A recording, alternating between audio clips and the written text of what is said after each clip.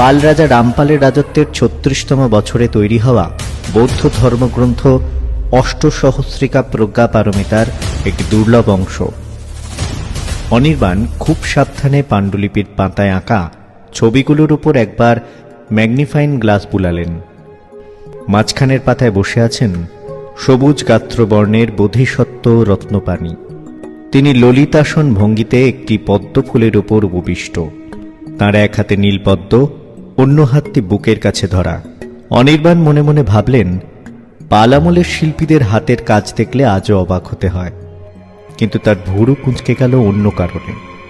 প্রাচীন বর্ণনায় বলা আছে, এই বোধিসত্ত্বের ঠিক বাম পাশে এক প্রচণ্ড উগ্র মূর্তি থাকার কথা, এক তান্ত্রিক দেবতা।